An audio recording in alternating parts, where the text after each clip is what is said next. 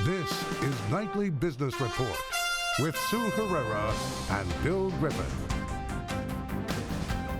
Market trifecta. Interest rates are rising, oil prices are climbing, and the dollar is strengthening. And investors are trying to figure out what this means for their money. New hope for millions of Americans after the FDA approved the first-of-its-kind drug to prevent debilitating headaches. Soupy sales. Campbell's Soup is the latest iconic American brand to struggle in this new economy.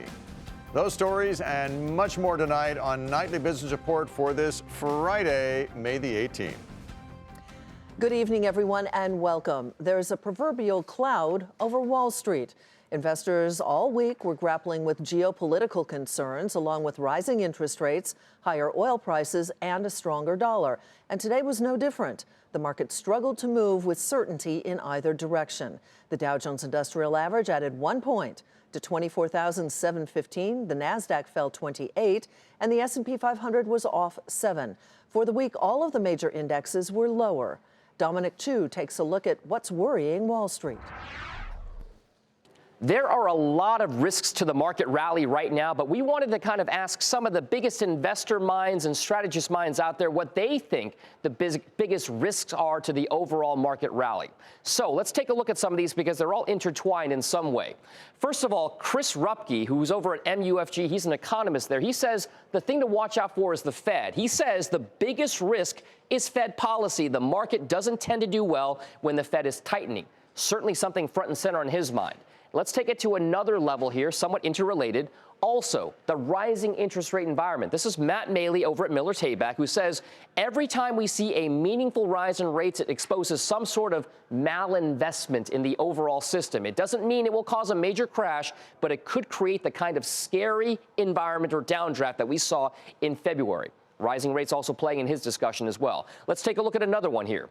This is from Blake Gwynn over at NatWest Securities. He says it's dollar strength and emerging market weakness because it's the top of the list because it's probably the most immediate and the current stress in a few countries like, say, Turkey, Argentina, or Venezuela could easily spill over into other emerging markets and eventually start to impact developed markets like the U.S. and Europe. So something to watch out for there. The next one here flows into that same dollar theme. This is Lori Calvasina over at RBC Capital Markets, who says we've seen historically that when the dollar strengthens too much, kind of like it is right now, earnings revisions take a hit. The expectation for a weaker dollar has been consensus among equity investors. So if this continues to go against it, it might cause some real pain, especially for companies that make a lot of profits overseas. And we'll finish with this one that kind of encapsulates all of it.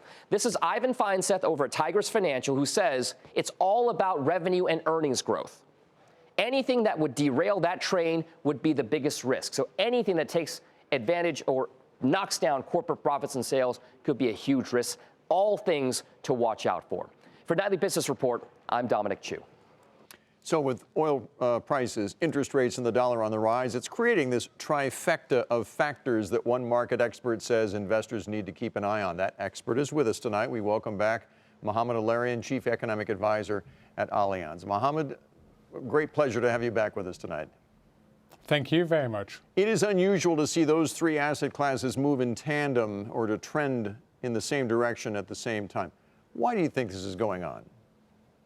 So normally you see 2 out of 3. Either you see higher interest rates and a stronger dollar because the Fed is on the move, or you see higher interest rate and stronger oil because the economy is moving. Today you see all three, and you don't see the negative relationship between oil and the dollar in particular because people are worried about oil supplies. They're worried about Venezuela, and they're worried about Iran reducing oil shipments after the U.S. exited the Iran deal. So it's a supply issue, but we're getting this very unusual trifecta. And do you expect that trajectory of all three to continue? And if so, what is the impact globally? I do for interest rates, and I do for the dollar. For oil, we're going to see more shale come in. So in the short term, the trajectory will continue, but over the long term, that supply is going to offset it. What does it mean? Well, if you're in an emerging market, and if you're an oil importer, you're in trouble. You see this in Argentina. You see this in Turkey. Why? The dollar means that you start suffering outflows. Higher interest rates means that your financial conditions tighten, and higher oil prices means your trade balance gets hit. So for the most vulnerable emerging economies, this is not good news, and I suspect that we're not going to just talk about Argentina and Turkey. There are going to be some others we're going to be talking about in the next few weeks. Now, for U.S. investors looking at equity markets here, theoretically a higher dollar means tougher times or at least headwinds for multinationals, for example. Same thing with higher interest rates. Is that how you view it, or where do you see opportunities in the U.S. equity market then? So I think we're going through a period of consolidation. Yes, we're treading water, but we're treading water after a really good performance last year and in the first month of this year. So I'm not overly worried. In fact, I think long-term investors should be welcoming this period. Why? Because the market is used to a higher volatility regime. We're going from unusually low artificial volatility to more normal volatility, and that's good for long-term investment. So what do you do right now? I think you pick your spots. You clearly want to be more domestically oriented because the U.S. economy is doing better than the rest of the world. That's on the yield curve. Be careful. It's going to start steepening again, meaning that longer dated bonds are going to see a higher increase in interest rates than shorter dated ones from here. Mm-hmm. And the dollar, don't short the dollar here. The U.S. has both the growth and the interest rate differential in its favor. Does it change what the Fed does this year with all three of these factors moving higher?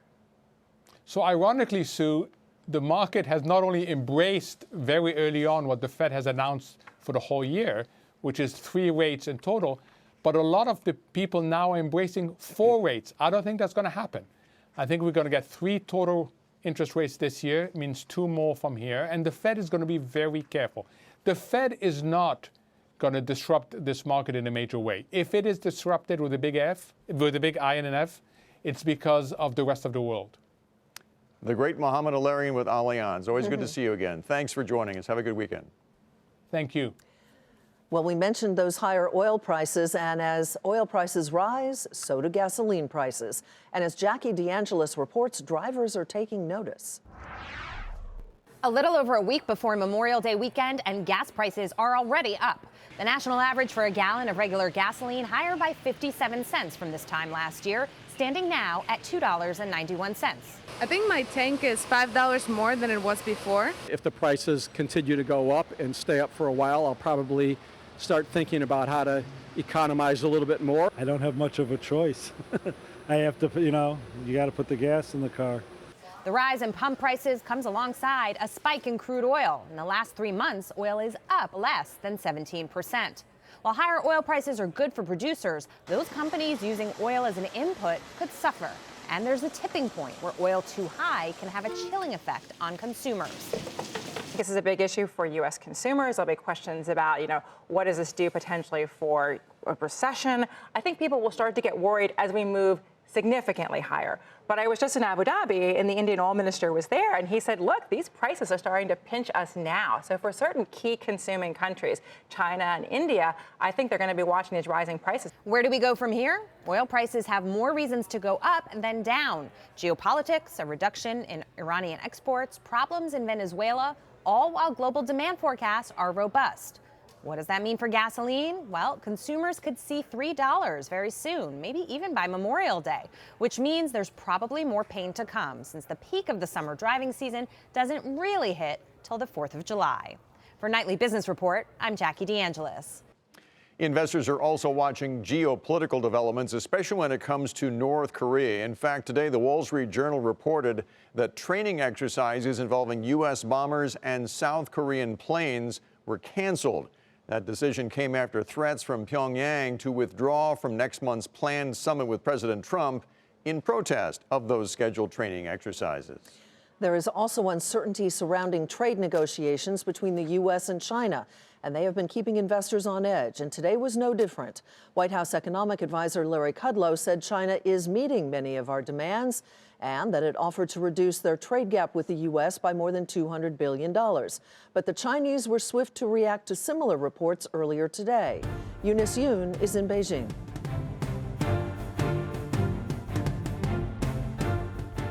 You U.S. officials have been quoted as saying that the Chinese have been preparing a package that would help reduce the trade deficit by $200 billion. Well, today, the foreign ministry said that the Chinese never said that. The spokesperson said it is not true. According to what I know, the relevant discussions are still ongoing and are going in a constructive direction. Now, he wouldn't provide any other detail, but those reports had claimed that the Chinese would offer to buy more Boeing aircraft and natural gas and cut existing tariffs on agricultural products like pork and sorghum. Despite the lack of clarity, the two sides seem to be moving towards some sort of deal. The Commerce Ministry today announced that it's ending its anti-dumping investigation into imports of U.S. sorghum. The ministry said imposing duties was, quote, not in the public interest because it would negatively impact Chinese consumers.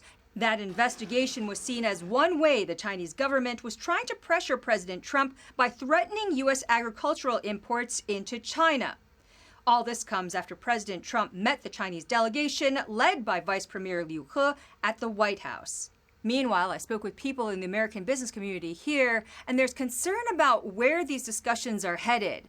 Jeremy Waterman of the U.S. Chamber of Commerce told me that he's afraid that the Trump administration is too fixated on the trade deficit and that structural issues that the companies here face could be sacrificed. For Nightly Business Report, I'm Eunice Yoon in Beijing.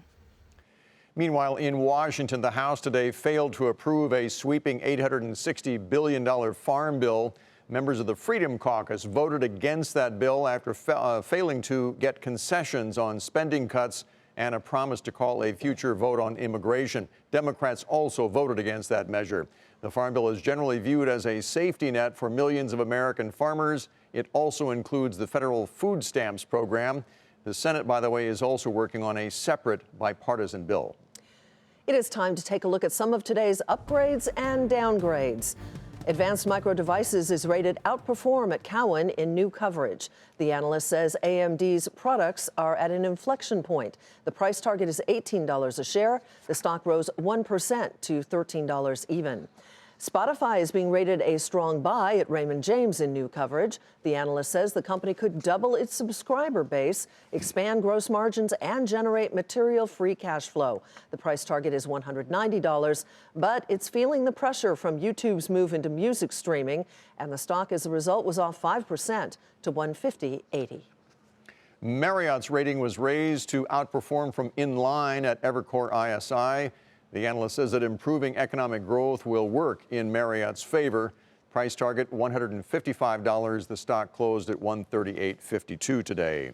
And Yelp saw its rating raised to buy from neutral at B. Riley. The analyst expects the company to benefit from growth in its home services business. Price target is now $58. That stock gained more than 2% to $46.44.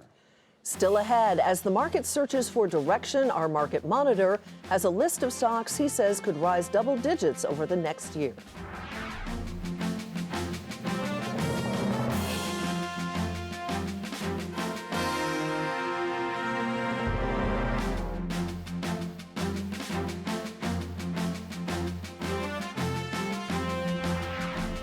The Food and Drug Administration late yesterday approved the first migraine drug in a new class of medicines. The drug is made by Amgen, which saw its stock rise in trading today.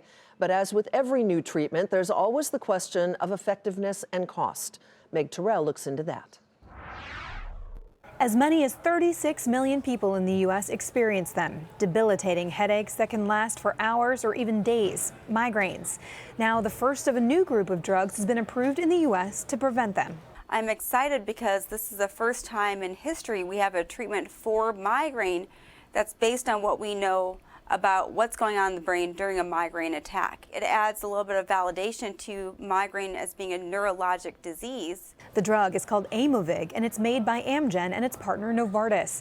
It's designed to be self-administered once a month with an auto-injector, similar to an insulin pen. In clinical trials of patients with episodic migraine, defined as between 4 and 14 migraine days a month, patients taking Aimovig had 1 to 2 fewer days with migraine than patients taking placebo. Migraine is not well recognized, and it seems that every day in clinic I'm telling someone that they have migraine, and this is something that they didn't know that they had. The drug is the first in a new class of medicines known as CGRP inhibitors. Everything else we've used up until now is something that's designed to treat a different problem, whether it's blood pressure medicines, antidepressants, anti-seizure medicines that we've pulled into the migraine world. One common treatment to prevent migraine, Botox, more commonly thought of as an aesthetic treatment. The wrinkle-busting drug was approved for chronic migraine prevention in 2010 and now draws more than $500 million in annual sales from migraine treatment. Wall Street sees big prospects for Amgen's drug as well. It'll cost $575 a month, or just less than $7,000 a year. That's lower than Wall Street had expected. Pharmacy benefits manager Express Scripts weighed in on the price, calling it responsible, but noting not all migraine patients will need the drug and that they see it as most appropriate for patients who have already tried other therapies. And while Aimovig is first to market, it won't be alone for long. 3 other companies have similar drugs in development: Eli Lilly, Teva, and Alder Biopharmaceuticals. So some see a potential price war on the horizon. For Nightly Business Report, I'm Meg Terrell. A surprise departure at Campbell Soup today. CEO Denise Morrison announced that she was retiring effective immediately. Company then cut its profit forecast for the year and said it would begin a review of all of its businesses. As a result, shares plunged 12%, its largest one-day percentage decline since 1999. And it is yet another iconic American brand that is struggling in the current economy. It's still the Campbell Soup Company, with roots dating back to the 1800s. But Campbell is struggling to find its way in the 21st century. Just listen to brand new interim CEO Keith McLaughlin trying to steady the ship on today's earnings call. We will undertake a thorough and critical review of all aspects of our strategic and operating plans. Everything is on the table. There are no sacred cows. The company didn't reveal any specifics, only that it hopes to have some details by late summer, a plan of some kind aimed to reverse 3 straight years of falling sales. Outgoing CEO Denise Morrison did try to push the company beyond its traditional brands like Pepperidge Farm, V8, Prego, and Swanson, aiming to bring it closer to today's consumer, with forays into fresh foods and organics, but she found only mixed results. Campbell also announced it would buy Snyder's Lance, a snack food company, for more than $6 billion in December, marking an even bigger strategic push. This is our largest acquisition ever, and it will meaningfully shift our portfolio towards the faster-growing snacking categories. Snacking will become almost 1/2 of our portfolio sales. But are snacks and healthier foods the answers that Campbell is looking for? Will they move a brand the baby boomers built into the warm embrace of a growing millennial population? Even if they are the answers, Campbell still faces a difficult economic environment. It expects higher packaging costs due to steel and aluminum tariffs. It's worried about inflation pushing up prices for wheat and vegetables, as well as for the oil and gas it needs to transport its products. And while it's targeting cost cuts, as much as $500 million worth by 2020, the question marks for Campbell Soup investors will linger. And the news out of the company today rippled through the rest of the food sector, dragging down the stocks like Kraft Heinz, General Mills, and B&G Foods. Deere raises its prices to keep up with rising costs. That's where we begin tonight's Market Focus. The farming equipment maker said higher freight and material costs caused an earnings miss this quarter, but the company said it's fixing the issue with price hikes. Deere is also raising its profit forecast for the year on strong demand for its construction and forestry products. Shares finished up nearly 6% to $155.25. The proposed merger between chip makers Qualcomm and NXP is reportedly looking more likely. The Wall Street Journal cited a Chinese official saying he was optimistic that a deal would go through. The merger has yet to be blessed by Chinese regulators due to ongoing tensions and trade talks between the U.S. and China. Shares of NXP rose 4% to $111.02. Qualcomm shares were up about 1% to $57.51. Meanwhile, Chinese tech company Baidu said today its president and chief operating officer is stepping down for personal reasons. The executive was hired by Baidu to lead the company's efforts in artificial intelligence. Shares fell by 9.5% to $53.01. And late last night, CBS boards voted to dilute the voting power of Sherry Redstone, the company's controlling shareholder, The vote will not take effect unless it is approved by a Delaware court. And as we've been reporting, CBS and Redstone are locked in a legal battle over control of the company. CBS also postponed its annual shareholder meeting, which had been scheduled for today, as a matter of fact. CBS shares ended up marginally at $51.75. Time for our weekly market monitor. He has a list of stocks he says could rise double digits over the next 12 months. The last time he was on, he picked AT&T, which is down 19%, Walmart, which is higher by 5%, and IBM, which is down 2%. Joining us is Chris Bertelsen. He is the Chief Investment Officer at Allianz Capital Management. Welcome back, Chris. Nice to see you. Good evening, Sue. Let's start with your first one, Mastech. One of the themes is very attractive valuations, and you have a bullish horizon for most of these stocks for 1 to 2 years. What do you like about Mastech?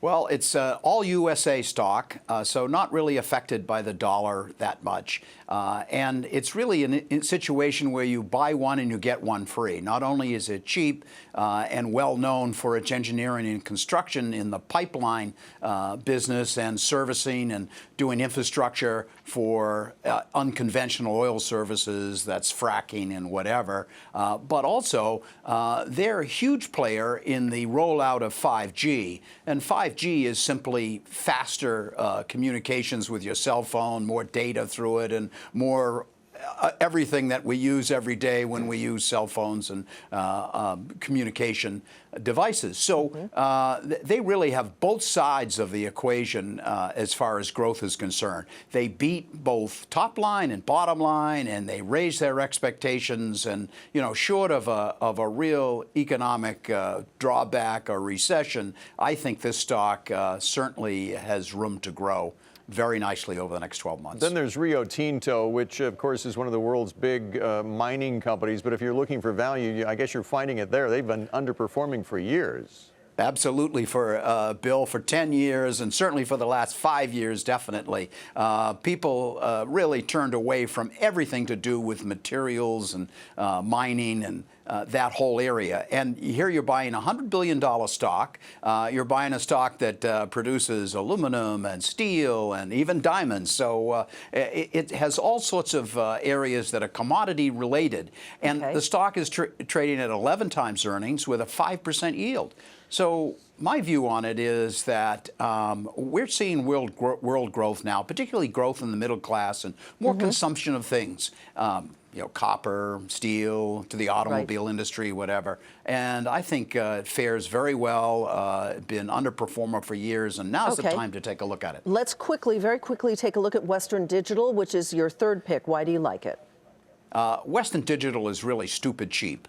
7.6 times earnings, a 2.3% yield, like with about where a 2-year is. Everybody knows flash memory. They bought SanDisk, those little chips you put in your camera and whatever. But the big part of it is the disk business, because everyone talks about the cloud. The cloud is about storage, and nobody does the enterprise storage business better than Western Digital. It's a huge growth business. Chris, thank you. Chris Thank you very Bertelsen with much. Allianz Capital Management. To read more about his picks, head to our website, nbr.com. Coming up, a royal wedding, a hefty price tag, and the Queen's wealth.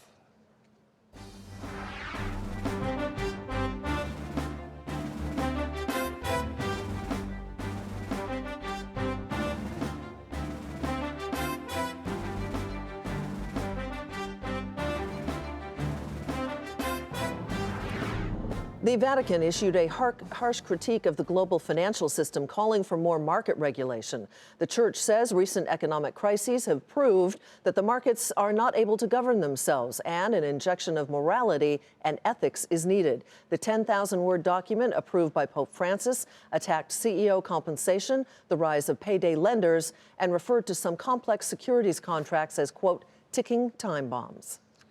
Well, this weekend's royal wedding will be watched certainly by millions around the world, and it's going to cost a pretty penny. Some of those costs are going to fall on the Queen. So that got us wondering about the royal family's wealth.